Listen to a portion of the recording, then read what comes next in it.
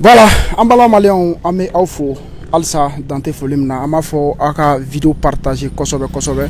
et ni wakatina ame kati kankonona la kansunjata de kati ame yere ni wakatina et depuis ko ngera an yɛrɛ wulila ka se ka na ko ka se ka sɛgɛsɛgɛ ka lajɛ mun don o kɔnɔna la an ye information caman ta an ye information caman sɔrɔ donc an bɛ bɛɛ lajɛlen fo depuis sɔgɔma fo sisan mɔgɔ minnu connectelen don an b'o bɛɛ lajɛlen fo jamana kɔnɔ fo ka taa se jamana kɛnɛmala ma an b'a ɲini aw fɛ a ka vidéo ninnu a k'u partager donc actuellement an filɛ nin kan Sunjata de kɔnɔ Kati yɛrɛ kɔnɔna la donc i n'a fɔ m'a fɔ a ye cogoya min na mɔgɔ minnu nana u nana ka na attaque kɛ attaque kamikaze de don voilà an bɛ se ka mun fɔ attaque kamikaze don donc u kɔni nana ka na attaque kamikaze dɔrɔn de kɛ mais actuellement minnu ye baara in kɛ caman minɛra la wa hali sisan armée be ratisage la 100 en filɛ wagati min na 100 donc des hélicoptères sillonnent la ville de Kati a y'a faamuya 100 hélicoptères bɛ ka wuli fan bɛɛ fɛ n bɛ se ka hélicoptère dɔ yɛrɛ yira aw la même actuellement an ɲɛ b'a la voilà donc hélicoptère bɛ munumunu na voilà n y'a fɔ a ye cogo min na o kɛlen sisan an ka cɛdenw wulila voilà fɛn min ye hali sisan an yɛrɛ tɛmɛra yɔrɔ dɔ la an yɛrɛ ɲɛ b'a la o yɔrɔ armée kelen ka yen boucler bon jadisi minnu nana u bɛ k'u minɛ voilà u bɛ ka minɛ donc ceinture de kɛlen don i n'a fɔ n ka vidéo tɛmɛlen na n y'a fɔ cogo min na jadisi fɛn nana pour que a bɛɛ bɛ se ka minɛ cogoya min na donc an b'a ɲini aw fɛ a ye vidéo a y'a partager donc nin wagati in na an ka faama ka hélicoptère yɛrɛ filɛ nin ye voilà donc nos hélicoptères sillonnent la ville de Kati donc la situation est sous contrôle an bɛ fɛ k'o de fɔ mɔgɔw ɲɛna quoi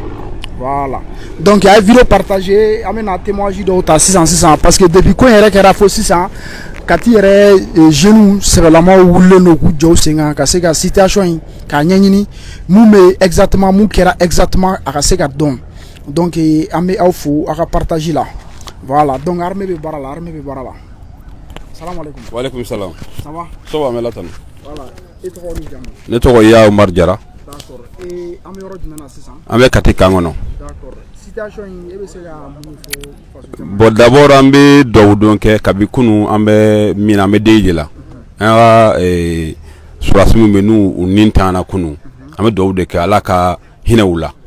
U ka denbaya hakili b'u la an tɛ ɲinɛ o kɔ. An bɛ kuma daminɛ n'o de fɔlɔ parce que kabi kunu an dusuma kasilen don. Quand tu m'as attaqué là, il y a eu des morts là-bas et ainsi de suite. Donc, on me dit de là. Mais mon cas donc a fait aujourd'hui, le camp Sunjata de Kati a fait l'objet d'une attaque hier soir. Notamment, il y a des personnes, bon, pour le mot identifiées. Donc, on souhaite vraiment se prononcer là-dessus. Mais qui sont venus, pour faire une révolution Kaladjo, Matissa Kadjo. Aujourd'hui, c'est des jeunes leaders qui sont là avec les camarades, nous sommes là. Donc ici c'est un camp de résistance qui est là, un camp de résistance civile qui est là. Donc nos forces de sécurité, nos femmes, nous allons les soutenir, nous les soutenons et nous demeurons sur notre position. À nous soutenir, le soutien indéfectible est là toujours.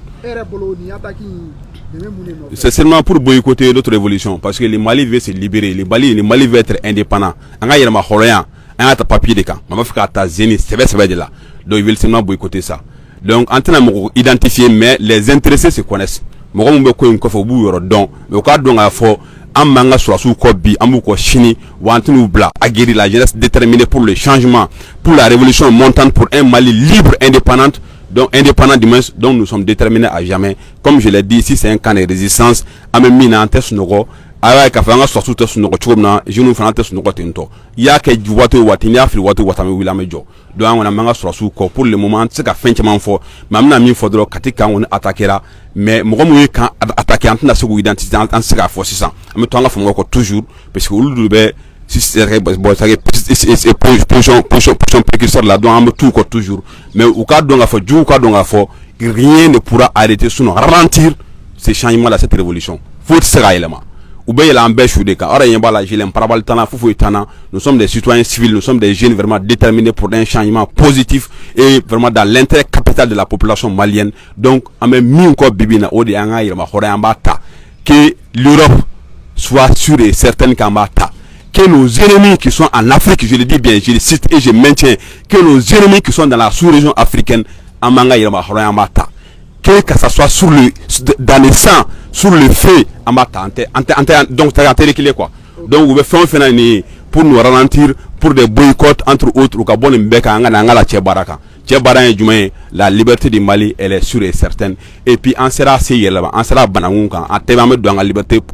Donc le président de la trahison, faut nina, que les Maliens soient sûrs, faut nina, je peux le dire, le président de la trahison, nos colonels, nos officiers valables sont toujours valables et maintiennent toujours ou bien le position que les Mali va être libre et puis indépendant. Merci. Merci. Voilà, ami au bella jelenfo ina fo chukamna ami katire kan onona la donc camarade Ben le cerveau aller refna bien donc amena madu parfaitement. Voilà, parfait ça va. Oui, Amadou Niche. Voilà. Angoni ina fo camarade ya Umar Jarabura ka fo churumna nere togoni jamune Sekou Traoré et présentement flene kati kanko nana barajugu wala mun bura ka kebi amba fo nini ma do fara wa chesrika ananga kanuga kanyashi anga jamana ka ma nitina fo bala donc même profiter ka appel de lancer jeunesse bela jeli chifina ka fara ma koroka anga je anga around sire alsa autour de cette transition en demain ni baram karabi baran ke koute fenfle la montée en puissance de nos femmes anga keleke chawbe wuro masri bawo be kele munabi ou kele no victoire minu tabi ou be fe ko de saboter au sabotage baro de blalendo 5 ka se ka attaque simultanée ke anga dugu ro msemseni bela jelena ka ke ada kitchen yoro toy mais dugu to dugu demi to ani dugu ba wora minu beno bela jelen ki skina ka fo à tout moment ou se ka tanke parce qu'ils sont prêts à aller jusqu'à leur fin pour que se ka jamana déstabiliser chumna pour que se ka la montée de la en puissance de nos femmes ka se ka bara une procédure in tient en bolo chumna depuis 5 heures wakati mi ko inkera on yere bela jelen kati jeunesse fara mo wora ka bela jelen mobiliser le fene kangono on soutient les militaires jusqu'à la victoire finale donc on ne bolo kuma fe kuma la ka franika ni ko fe ni bora ni ratissage ni fenna a population to fe beno du wora la mais c'est ka katukuni soyez vigilants ana militaire de me barala na mo ko soupçon bala ko marama femba bulu ka do akwa dugu ko nana mo kelem se ka cheni muke ala de baldo donc na ye kibara soroka ay a chesi jona ani autorité minnu ka suru aku ladɔniya k'a fɔ ko mɔgɔbaw ka yɔrɔ la aw kɛlen ka sigana ta mɔgɔ minnu na parce que ni baara min bɛ senna bi ni tɛ baaraden ye dɛ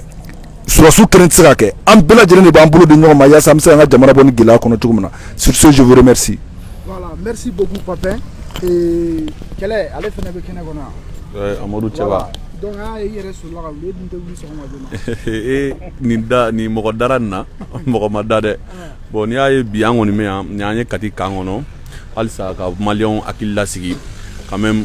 foyi tɛ mɔgɔ si la parce que u nana ka na bagabaga de kɛ i n'a fɔ sisan an bɛ bamanankan dɔ de fɔ i n'a fɔ mɔgɔ min bɛ fɛ k'i neni ka boli n'a y'i neni ka boli ale kɔni y'i neni ale bolila o u nan'o de kɛ ka mɔgɔw la siran ka mɔgɔw jatigɛ sinon en réalité fɛn ma mɔgɔ sɔrɔ. An bɛ se ka mun fɔ mɔgɔ halisa u k'u hakili to u yɛrɛ la kɔni nin tɛna ban parce que kuma bɛɛ hali n'i ko ko pays développé na bi États-Unis terroriste bɛ fan bɛɛ quoi hali Faransi attaquera k'a fɔ ko bi ko mɔgɔ min ko k'a tɛ Chine o kɔni b'a sago kɛ o halisa mɔgɔw k'a dɔn kɔni ko nin ye ka mɔgɔw papa de ye ka mɔgɔw fɛ mɔgɔw ka t'u ka ciw la pour le moment information jɔnjɔn ban t'an bolo mais minnu b'an bolo an b'olu fɔ mɔgɔw ye k'a fɔ ko foyi t'an ka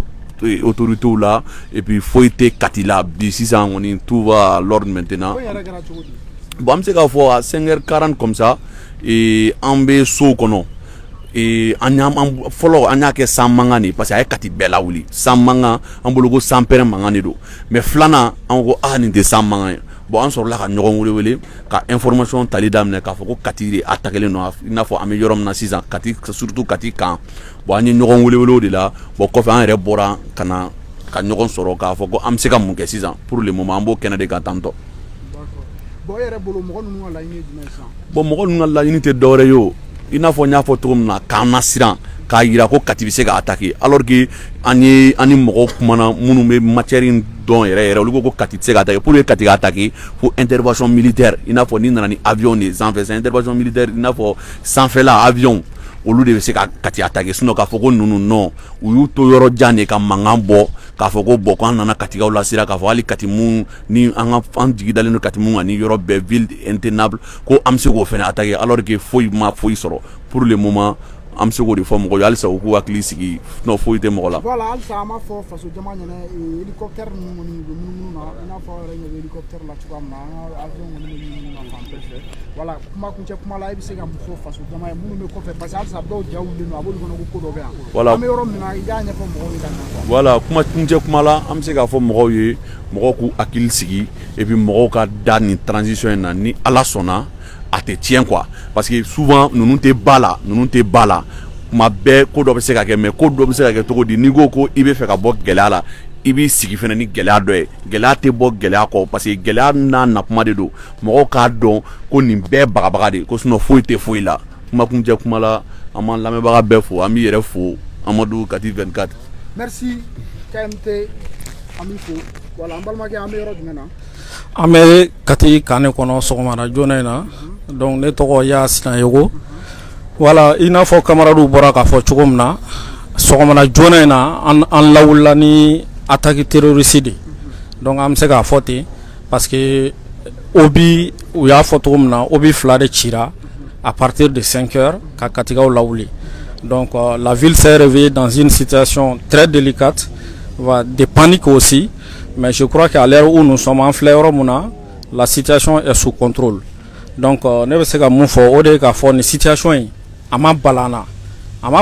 cogo di parce que n'an y'a jate minɛ nin wagati in kɔnɔna na i n'a fɔ kunu an y'a ye cogo min na attaque simultanée de tun bɛ ka kɛ dɔ kɛra Kolokani dɔ kɛra Douanza fɛnɛ je crois bien donc terroristes u wulilen don de façon désespérée parce que bɛɛ b'a kalama bi k'a fɔ ko les femmes font une montée en puissance donc o mun bɛ sen na walasa k'a yira diɲɛ mɔgɔ la k'a fɔ ko o tɛ tiɲɛ ye donc u wulilen don de façon désespérée u bɛ nin acte sporadique ninnu kɛ yɔrɔw la ka mɔgɔw jatigɛ donc il fallait faire la même chose à Kati qui est réputée une forteresse bɛɛ b'a dɔn bi Kati bɛ cogo min na donc ni nin kɛra Kati bi a bɛ maliyɛnw jatigɛ a bɛ diɲɛ bɛɛ jatigɛ donc mais an bɛ se ka mɔgɔw la rassurer k'a fɔ ko an filɛ yɔrɔ min na banbagaci ninnu kɛwale jugukɛlaw u ma se ka dégâts important foyi kɛ Kati kan kɔnɔna na an bɛ se k'o assurance di maliyɛnw ma donc bɛɛ k'i hakili sigi bɛɛ k'i bila i yɛrɛ lafiya k'a fɔ Kati bɛ yɔrɔ min na alhamdulillah même si c'est vrai que Kati a été attaqué mais Kati résiste et arastage bɛ ka kɛ walasa ka se ka banbagaci wale ninnu ka se ka dankari u la cogo min na. Voilà, an bɛ aw fo i n'a fɔ an y'a fɔ cogoya min na fɛn min ye Adama Ben cerveau ye ale yɛrɛ wulila depuis ale yɛrɛ tɛ sunɔgɔ sufɛ fɛnɛ bon mais a fɛnɛ solila an bɛɛ bɛ kan kɔnɔ yan nin wagati in na halisa wulikajɔw olu bi sen na i n'a fɔ an y'a fɔ cogo min na nin wagati in na an yɛrɛ bɛ kan kɔnɔ de sɔrɔsiw bɛ kan kɔnɔ an yɛrɛ fɛnɛ bɛ kan kɔnɔ donc mɔgɔw b'a faamuya mun don donc o bɛɛ jumɛn o bɛɛ fɛnɛ k'a jira mɔgɔw la ko foyi tɛ yen et puis fɛnɛ ko armée bɛ a ka baara la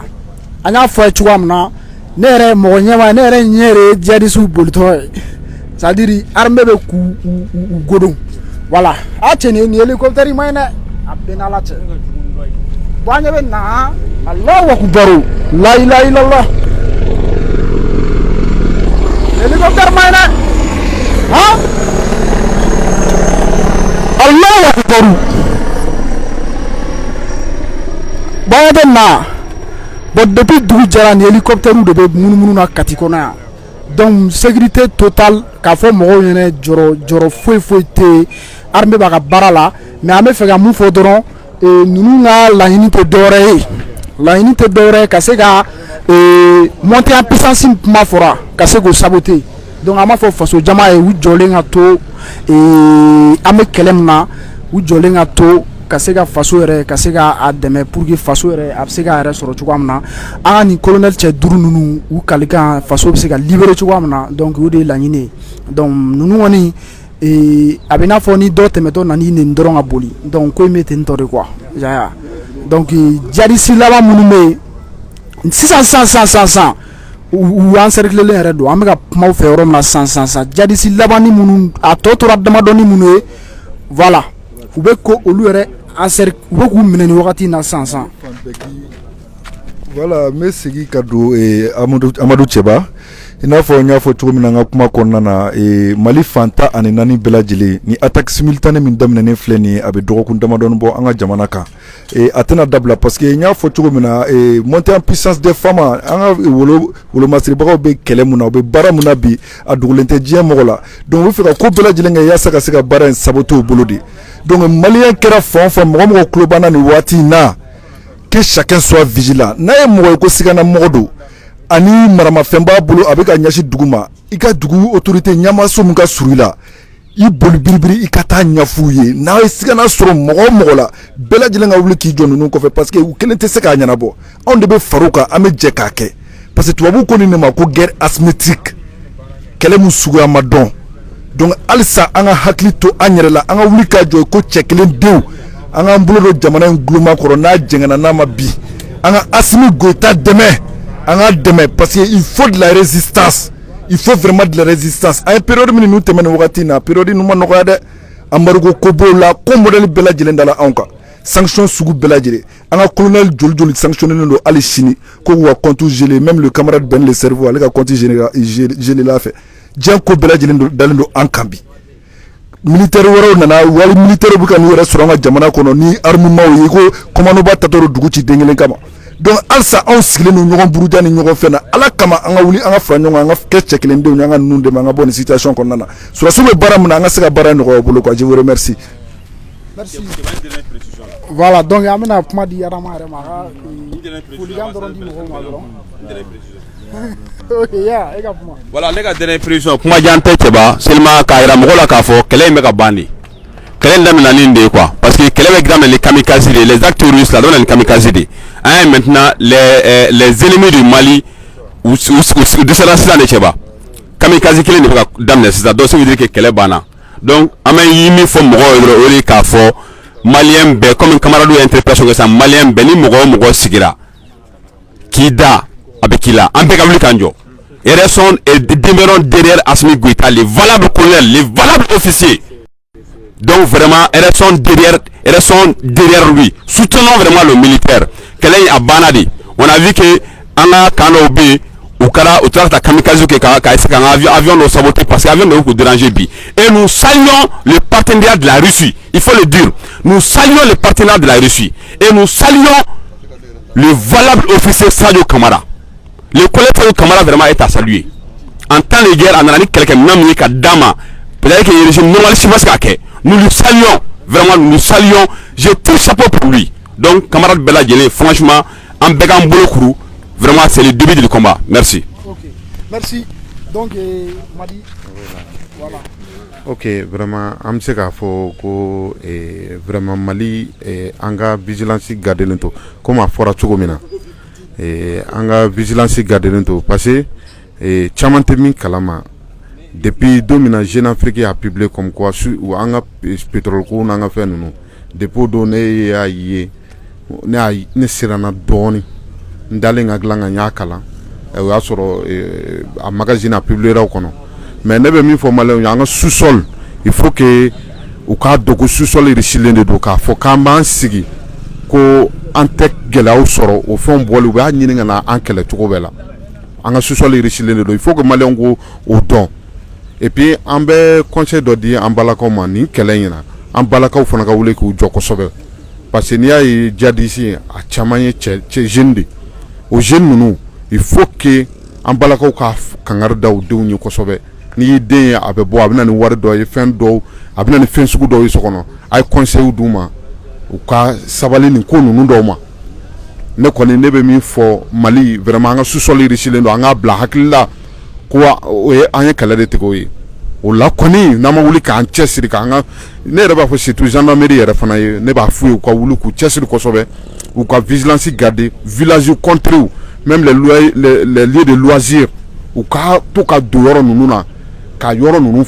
visiter kosɛbɛ k'a jateminɛ kosɛbɛ jusqu'à ce que vraiment an ka se ka an yɛrɛ sɔrɔ a ko in na vraiment n bɛ armée fo n b'u fo kosɛbɛ courage an ka continuer an ka hakili to jamana in na an ka fɔ an ka jamana sous-sol cilen don bon occidentaux tɛ se k'an to yen o kɛlɛ in kɔsɔn mɔgɔw k'a bilo hakili la vraiment en tant que jamaw ni sanu ni fɛnw b'an ka dugu jukɔrɔ tubabuw bɛ bila an contre la mais n'an ma wuli ka vigilance garder an kana ɲina su fara tile fara heure o heure a vigilance garder ka to maliyɛn bolo awɔ o de tun bɛ ne fɛ k'o fɔ aw ɲɛna. Ok, merci. Il n'a pas un affaire tu comme ça. Et on avait ok. Donc ok, Aman Labdje Baga Bella Jelenfo, Moussa Zanjara, président du conseil communal de la jeunesse de Kati. Comment Anyabana Romna Sansa Flek Kati Kan Chamanchere de Kono, Nyanga PCD Yanno, nous avons un poste de contrôle. Kati jeune leader Bella Jelen rassemblé l'endo, Ambe Romna 600, Kati quartier temps en Saba Konana. C'est pour dire que Ambe Romna Kati forteresse de quoi pour dire au monde entier que Kati forteresse de Kati quand c'est comme c'est imprenable ennemi munu nana kuvna do Kati o masaka teme 30 minutes kan Kati sura sera ko bla en déroute bi amafo ennemi ou yere nyini ko ngera to mona depuis 5h du matin an ka fo an la kununa an na kununa ni kunwa min kɛra fajiri waati yɛrɛ ka an to fajiri seli yɛrɛ la o waati kunwa fɔlɔ bɔra an ye ka fɔ jugu bɛ fɛ ka na i b'a fɔ u bɛ don dugu tɔw kɔnɔ cogo min na ka na ka se ka mobile piéger ka u to kɔfɛ ka dugu ka yɔrɔ bon u nana n'o stratégie kelen de mais min bɛ Kati dɔn a bɛ waati bɔ Kati bɛ alerte kɔnɔ a mɛnna min bɛ Kati dɔn min bɛ Kati kan dɔn bɛɛ b'a dɔn k'a fɔ ko jugu tɛ se ka don Kati kan kɔnɔ n'importe comment i b'a fɔ k'i bɛ bɔ ka don i ka foro kɔnɔ cogo min na donc an ka surasiw an ka cɛbalenw depuis kunkan bɔra waati min na bɛɛ lajɛlen wulila en tant qu'un seul soldat ka se ka Kati protéger ka se ka an ka population protéger an bɛ kan kɔnɔ yan cogo min na Kati quartier 13 bɛɛ sillonnelen don par nos vaillants militaires an bɛ yɔrɔ min na 100 wa an bɛ yɔrɔ min na 100 fɛnɛ Kati jeune leaderw fɛnɛ bɛɛ bɔlen don pour se montrer en tant que comme un soldat c'est que jeunes bɛɛ bɔlen don quartier kɔnɔ i b'a fɔ ko soldat kelen n'an ye mɔgɔ ye k'a fɔ ko min suspectlen don o le kɛ surasiw yɛrɛ ka sama an yɛrɛ b'o siri k'u di surasiw ma quoi donc an b'o de la o de la an sigilen filɛ nin ye PC kɔnɔ pour coordonner vraiment ces différentes activités dans les 13 quartiers de Kati an ɲɛ b'an na cogo min na tantɔ an tɔw fɛnɛ bɛ tentɔ quartier 6 kɔnɔna na et on appelle toute la jeunesse du Mali an bɛ yɔrɔ min na 100 bɛɛ k'a kɛ i b'a fɔ ko Kati jeunesse kelen bɛ k'a kɛ cogo min na ni kunkan bɔra de sortir, de se mobiliser en tant qu'un soldat. Parce que sous, vraiment, en période de guerre, chaque citoyen doit se comporter comme un soldat. Donc, en beau de là, en beau de messages fait lancer, comme camarade Toya lancé Chogomina, car damné en okataka bla faut taudeni, anya ka fo ennemi baka yere nyini ne quoi. Ou t'es en potion de force bleue ou en potion de faiblesse. Ni potion de faiblesse de système. Non, les guerres communicationnelles, on m'a fait communication niveau de quoi. C'est que ou baka guerre minkeni, ninga jugo aramade psycholo anga haklima. Ko seba katem hali guerre yere kan quoi. Aka fodro ko kati attaquera. Aya bi depuis 5 heures faut que c'est 6 mois. Diemogo bebi gita fo parce que kati étant considéré comme un camp imprenable aka fodro ko ennemi sera ka do kati. Donc o yere communication fanga ka jugu. Ou beau drone no fait mais on venait be boka ira population na ka fo foi était Kati en non on me kane kono wa Kati ka beba ka mununu Kati ba ka baraka a ketchugula ay ka fo bon ni Kati ta géographiquement Kati be dugu deni damado kelema ka Kati la mununu ame se ka fo dugu dobo la obe Kati kofe en non dugu wara be no abe fo ma yoro ma ko pia bugo abe fo woro do ma sera khora abe fo woro do ma banamani ulu ye togo dawe munu kelema ka Kati la munu donc do no be no o do ndan ba fo kokono no mangoro to kono no ube do ulu yoro ne fait pour que ka se ka accéder mais axe principal yere dien jon shite nga fo ki be se ka do Kati kan fait axe principal fait ko te no quoi Moro kuma fɔ mɔgɔw ɲɛna k'u la rassurer o tɛ yen an ye katikadenw ye an wolola yan ka mɔ yan an b'a dɔn fɛnɛ cɛbale minnu b'an bara yan nɔ u aguerrilen don cogo min na quoi donc ni ennemi bɛ don u bɛ se k'u infiltrer olu de fɛ ka don ten mais hali n'u donna mesure minnu talen don an ka mɔgɔw fɛ o de mesure sera k'u bila en déroute o de sera ka u bila ka ko in kɛ k'a bila en défaillance donc an bɛ mɔgɔw la rassurer k'a fɔ an bɛ ka kuma sisan yɔrɔ min na an filɛ kan de kɔnɔ wa an ɲɛ bɛ eliko kɔni bɛ ka munumunu a bɛ ka munumunu cogo min na population fana bɛ ka munumunu o cogo kelen na ten ni eliko in i bɛ nin dɔn ten helicoptère in yɛrɛ de b'a la ka kalan cogo min na ne ni maa min sɔrɔ kɔrɔ ka min sɔrɔ Allahu akubaru ni helicoptère nin ma nɔgɔn ni marque man ɲi n'i y'a mankan mɛn dɔrɔn kɔrɔ ka min sɔrɔ donc jadisiw an ka taa ok i yɛrɛ ɲɛ b'a la cogo min na Amadu depuis ko in déclenchera dɔrɔn eliko wulilen don u bɛ ka dugu sillonner u bɛ ka Katina a dafɛla dugu bɛɛ sillonner parce que c'est pas seulement la ville de Kati quoi Katina dafɛla dugu bɛɛ donc commune fɛn fɛn bɛ Kati yan voilà ni eliko filanan ye comme fɔlɔ tɛmɛna cogo min na nin ye filanan fɛnɛ tɛmɛtɔ ye an ɲɛ b'a la cogo min na avion partagé donc hélicoptère filanan fɛnɛ bɛ ka tɛmɛ nin ko in ma nɔgɔn a bɛ fɔ ne ma ko force bɔ i bɛ kɛ ka wagati ni ne tun tɛ se ka kɛ quoi voilà donc Amadu an y'a ye k'a fɔ depuis waatiw kɛra depuis ni transition mɔgɔw ninnu nana an y'a k'a fɔ ko yɛlɛmaw nana quoi yɛlɛma caman de nana voilà arme kuraw sanna eliko nana nin dɔrɔn b'a to k'a fɔ ennemi hali a bɛ boli ka taga yɔrɔ o yɔrɔ ninnu bɛ se k'u to sanfɛ ka se k'u ye pour que an ka duguma mɔgɔw bɛ se ka u encercler cogo min na ou bien ka se k'u attaquer cogo min na donc an b'an camarades kɔni fo minnu wulila vraiment ka se ka u jɔ en tant que soldat et an bɛ bɛɛ wele bɛɛ k'i mobiliser jusqu'à présent bɛɛ k'i mobiliser Kati quartier bɛɛ kɔnɔ bɛɛ k'i mobiliser Kati commune 37 kɔnɔ bɛɛ k'i mobiliser n'a ye ennemi ye n'a ye suspect ye yɔrɔ o yɔrɔ comme an y'a fɔ cogo min na numéro verts bɛ yen nɔ an y'a fɔ cogo gendarmerie la police u bɛ yen nɔ a y'u wele n'a ye mɔgɔ mɔgɔ ka sigalen don a la parce que ennemi bɛ yɔrɔ min na u b'an cɛ de la u b'an cɛ la de ils sont parmi nous mais jɔn de don jɔn tɛ c'est que on ne bɛ se k'o dɔn quoi population ne bɛ se k'o dɔn parce que ils sont avec nous u bɛ ka évoluer cogo di u bɛ ka évoluer en solo ou bien i bɛ taa sɔrɔ u bɛ ka évoluer en binôme u bɛ ka évoluer moto de la ou bien u bɛ ka évoluer i bɛ taa sɔrɔ voiture banaliw de la donc anw minnu ye population ye anw dɔrɔn de bɛ se ka kɛ sababu ye ka se ka mɔgɔ ninnu identifier parmi nous ka se k'an ka autorités alerter moi en tant que responsable de la jeunesse an bɛ jeunes bɛɛ interpeller o yɔrɔ la vraiment que chacun reste vigilant mobilisé vigilance en mot de kuma fɔ bi an kɔni bɛ yɔrɔ min na sisan comme voilà camarade est parmi nous notre commandant en chef quand même il est parmi nous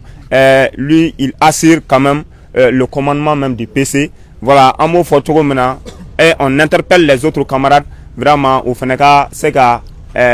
rester vigilant dans les autres localités comme à Kati surtout en plein au beau milieu même du camp ici merci bien. Ok, merci Moussa Zan. Ça va. Bon, ne tɔgɔ ye Ibu Bogoum. An filɛ Kati kan cɛmancɛ la. Bon, an kɔni bɛ se ka mun fɔ maliyɛnw ye u k'u hakili sigi yɔrɔw kalimelen don. C'est à dire u ye écho fɔlɔ minnu mɛn, c'est à dire guerre médiatique de don juste u nana bagabaga dɔw kɛ ka se ka échapper mais u ma échapper totalement parce que an bɛ yɔrɔ min na komi sisan Kati encerclelen don. Bɔrɔ tɛ patrouille bɛ sen na aw yɛrɛ ye hélico ye hélico 3 bɛ sanfɛ u bɛ patrouille la actuellement donc an bɛ mun fɔ dɔrɔn mɔgɔw k'u hakili sigi basi foyi tɛ Kati la mɔgɔw b'u ka ciw la donc an bɛ mun fɔ mɔgɔw ye ka da u kan c'est à dire a mɛnna o weleweleda k'an bɛ kɛ mɔgɔw ye ni mɔgɔ o mɔgɔ ye sigana mɔgɔ ye i ka kɔn ka mɔgɔw aviser ninnu bɛ se ka kɛ n'o cas de parce que nin tɛ i b'a fɔ suko ni dugusɛjɛ mɔgɔ minnu nana kunun dɔrɔn ka na nin kɛ sɔgɔmada joona in na. Donc a bɛ fɔ bɛɛ ye bɛɛ k'i hakili sigi n'i ye fɛn mun ye n'i m'a faamu agent de bɛ Kati bɛɛ agent donc i ka surun yɔrɔ mun na i k'o dɔ aviser pour que an bɛ se ka kisi ni ɲɔgɔnw ma mais présentement foyi ma kɛ yan mun ye dégâts ye sisan kɔni an de bɛ ka juguw ɲini hélico yɛrɛ tɛmɛtɔ filɛ nin ye donc hélico 3 de bɛ patrouille la actuellement.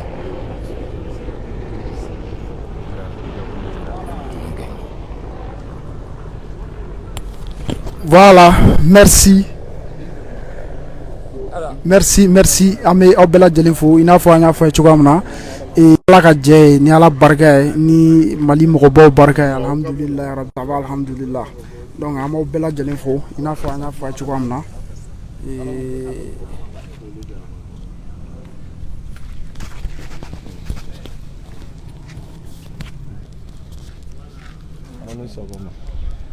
An sɔgɔma. E bɛ mun fɔ denmisɛnninw ye? Ko mun bɛ kati yan bi? Ko mun bɛ kati fɛn dɔ bɛ yan? Mun bɛ kati yan bi? Fosi tɛ yan. Foyi tɛ yan? Fosi tɛ yan. Amadu Cɛba. I n'a fɔ an y'a fɔ cogoya min na Adama Ben Seku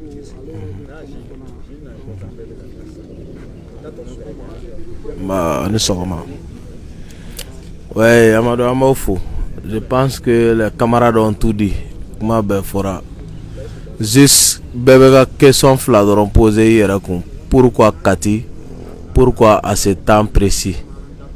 Donc o question fila jaabi ni Ala sɔnna ma o b'a to mɔgɔw bɛ taasira dɔ ni ko dɔ ye quoi. Le pourquoi est très important dans la vie de l'homme. Nin ko in kɛra a kɛra kun jumɛn kama mun laɲini b'a kɔfɛ mun b'a kɔrɔ o de ka bon ni ko yɛrɛ ye quoi. N'i y'o dɔn dɔrɔn ko t'i tɔɔrɔ quoi. I bɛ taa fa ye i bɛ bɔ da ye quoi. Nous saluons aujourd'hui la véritable montée en puissance de nos forces de défense et de sécurité. An b'an ka wolomasiri tabaw fo u bɛ ka baara min kɛ. Ko dɔ bɛ kɛ dɔrɔn k'a dabɔ a kuma de ka kɛ. A laɲini y'o de ye quoi. Laɲini min bɛ k'o kɔfɛ. Donc an bɛ mɔgɔw rassurer. Guerre de libération c'était diɲɛ kɔnɔ min ka nɔgɔ. O guerre de libération tɛ diɲɛ kɔnɔ min ka nɔgɔ. Mais min ye sogo ye. Min ye sogo ye o de ye k'a bila i kun na ko i bɛ se ka an najɔ walima k'an nasaliya. Donc o tɛ tiɲɛ ye quoi. Ka sogo k'a bila i kun na ko nin action in bɛ kɛ sababu ye ka mɔgɔw la saliya, ka mɔgɔw la segin u ka u ka décision na, u ka prise de position na. La doctrine de la souveraineté est déjà instaurée au Mali, rien ne sans cela. Nous avons enclenché cette révolution intelligente et nous irons jusqu'au bout. C'est une mission générationnelle. On a été confronté à des difficultés. On est prêt à tout, on est prêt à tout. On a choisi cette option, mesurant toutes les difficultés autour. Ambabedon. Gɛlɛya fɛn fɛn b'a la on sait tout. Donc aucune surprise, il n'y a rien de nouveau sous les tropiques. An k'an tigɛ di ɲɔgɔn ma an jɔlen ka to halisa fɛn min bɛ nin kɔfɛ o de ye hɛrɛ ye quoi. Donc action dɔw bɛ yen i b'a dabɔ ka communication ka kɛ ko ala an bɛ se ka Kati yɛrɛ sɔrɔ mais en toute sincérité i b'a yira fɛnɛ ko an fanga bannen don min bɛ ka da an kan mura don o don jamana kɔnɔ camancɛ bolo fɛ kɔrɔn fɛ kɛɲɛ yan fan fɛ. Fan bɛɛ min bɛ ka kɛ o baaraw de bɛ sen na an bɛ bɛɛ hakili sigi k'a yira k'a fɔ la situation est sous contrôle. Restons vigilants. N bɛ bɔ kuma la ni min ye Mali fan 14 na an k'an janto halisa an k'an ka wolomasiri tabagaw kɔkɔrɔma don.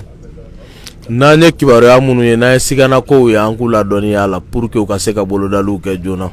Donc o de nafa ka bon kosɛbɛ. An bɛ se k'o min kɛ o de ye brigade de vigilance ye. An ka ɲi ka minnu kɛ Mali fan 14 na. O kɔ proposition camanw bɛ yen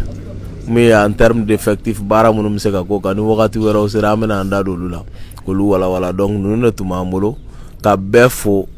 k'a fɔ. Aw bɔra le toujours ministre mɔgɔw ka kisi la ka taa lettre d'u ma. Oui. Yalima u sigi lettre min na. Si o kɔni o ye diyagoya de ye. Notre pays nous appartient et on va s'assumer. Donc oui an bɛ se ka min fɔ la bakuruba la o ye an minɛ de o ye lettre minɛ et o jaabi b'an yɛrɛ de bolo an b'o baara de kɛ an b'o wuli ka jɔ continuer. Fɛn dɔw bɛ yen a bɛ fɔ ko au grand challenge au grand zam le grand challenge ko maaba de bɛ koba kɛ quoi ni ko ka nɔgɔn den bɛɛ bɛ se ka wele mais ko min ka gɛlɛn den kisɛw de b'o kow la tɛmɛ quoi. Donc c'est pas donné à tout le monde de faire l'histoire et c'est pas donné à tout le monde de résoudre, de mettre fin à une crise quoi. Donc c'est pourquoi on est suffisamment préparé, on est très bien préparé pour k'a ɲɛsi gɛlɛya ninnu ma Amadou Tchɛba. Pour moi an jɔlen ka to dɔrɔn nin o wagatiw de ye quoi. L'heure du discours des débats viendra quoi, olu bɛ se quoi. Donc an b'i fo i ka cɛsiri la ka bɛɛ fo mɔgɔw ka mobilisation na partout à Kati aux alentours. Donc la victoire est certaine. Voilà, c'est ça, seule la lutte libère. C'est ce que Sankara a dit. Donc bin kɛra anw kan ni ɲɛda caman ye mais a bɛɛ ye mɔgɔ kelen ye quoi. Mɔgɔ kelen pe de binna Mali kan. Mais a ye ɲɛda caman ni formule caman k'a la quoi. Rien ne peut nous ralentir ni nous stopper, encore moins nous stopper. Faut être en asumaya kuma tɛ k'an najɔ quoi. Nous irons jusqu'au bout. Donc la situation est sous contrôle. A laɲinina min kama o de ye communication ye quoi. Donc an bɛna nin kɛ Kati yɛrɛ kuma tɛ fɛn wɛrɛ ma. Bon a ye sira a ye segin aw kan a ye na yan an de bɛ se k'aw kisi quoi. Mais pour nous ils vont mordre la poussière. Donc an ka avancer o de ka bon. Kuma bɛ na quoi. Kuma bɛ na halisa. Donc c'était juste pour que ka diɲɛmɔgɔ fo ka bɛɛ fo ka tila kibaruya min bɛ terrain kan k'o kibaruyaw tila an n'an balimaw ni ɲɔgɔn cɛ. Et que la lutte continue, la victoire est certaine. Merci beaucoup. Que Dieu bénisse le Mali.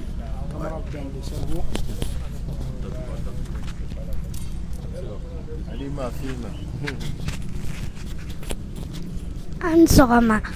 Vive Assim, vive. Abana, merci. Malien amo bela jelen fo ama fo ala ka jamana in ala ka basigi ala ka jamana ala ka lakana alsa an y'a fɔ cogoya min na lakana bagaw olu kɔni b'u ka lakana la nin wagati in na komi aw yɛrɛ ɲɛ b'a la hélicoptère kɔni bɛ fan bɛɛ fɛ ni ala ka jɛ ye maa minnu kɔni nana ni baara in kɔni kɛ an y'a fɔ a ɲɛna yɔrɔ dɔ yɛrɛ la an tɛmɛna an y'a ye k'a fɔ an ka armée o yɔrɔ la o kɛlen don k'o zone encercler i y'a faamu o zone encerclelen don donc pour que banbagaci minnu nana ka se ka u minɛ donc caman kɔni minɛra la mais halisa a b'aw sɔgɔlen to Kati 24 la ni mun bɔra la an bɛna ka na information di aw ma en temps réel an bɛ bɛɛ lajɛlen fo an b'a fɔ a ka vidéo ninnu a ka partager ala ka jamana ala ka jamana dɛmɛ ala ka jamana basigi halisa ala ka jugu dɛsɛ an bɛ aw bɛɛ lajɛlen fo actuellement an bɛ kan kɔnɔ donc y'a yɛrɛ bɔra san ka camarades ka kuma lamɛn an bɛ se ka mun fara o kan dɔrɔn o ye nin wagati in na an b'a fɔ bɛɛ ka dugawu k'i ka jamana ye ala ka se ka jamana ye ala k'a bɔ an bɛ kɛlɛ min na yɛrɛma hɔrɔnya o tali kɛlɛ don a ma nɔgɔn halisa ala k'an dɛmɛ ala ka libérateur Assimi Goïta ala k'a ɲɛ a bolo merci beaucoup hakɛto b'a kan a b'aw sɔgɔlen to ni information bɔra yan an bɛna di aw ma.